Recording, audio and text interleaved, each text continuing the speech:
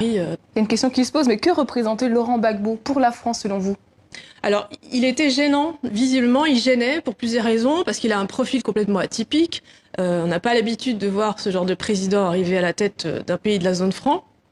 Président qui n'est pas intéressé par l'argent, visiblement, tout le monde le dit, ses amis et ses ennemis. Donc difficilement corruptible, en tout cas, par l'argent. Et puis ayant des idées de relations d'égal à égal avec ses partenaires et en particulier la France. Voilà, il y a plusieurs choses comme ça qui gênaient les Français, même si à partir d'une certaine date, à partir de, on va dire, 2003, il a fait énormément de concessions aux intérêts français. Les armes aussi, je crois. Oui, il a voulu aussi revoir certains contrats, et avec Bouygues notamment. Enfin bref, très vite, il a été complètement stoppé dans cet élan. Et finalement, quelles étaient les relations entre Nicolas Sarkozy et Alassane Ouattara? Alors, ils se connaissent depuis longtemps. Ils ont travaillé ensemble quand Nicolas Sarkozy était ministre du Budget et Alassane Ouattara était Premier ministre.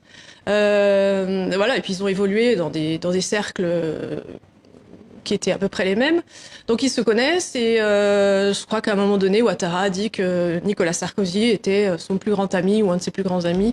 Ça devait être, je crois qu'il avait fait ses déclarations en 2010. Donc voilà, il y a des liens évidents qui dépassent le seul cadre politique et professionnel. Quand j'étais à la CPI et qu'on devait me juger, il fallait payer mes avocats. Je leur ai écrit pour qu'ils payent mes avocats, parce que je n'avais pas d'argent.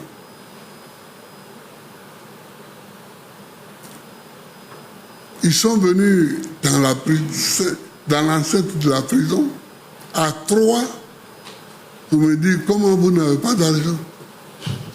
Vous dont on dit que vous avez des comptes en Suisse. Alors je leur ai dit, ici on n'est pas en Côte d'Ivoire. Ici, on est à La Haye, c'est-à-dire aux Pays-Bas. La Suisse est tout près, à côté. Si vous trouvez un seul compte à mon nom, prenez tout l'argent qu'il y a dedans. Je ne suis pas un voleur, je ne suis pas un amoureux d'argent. Moi, je travaille depuis et on me paye et ça me suffit pour me faire vivre.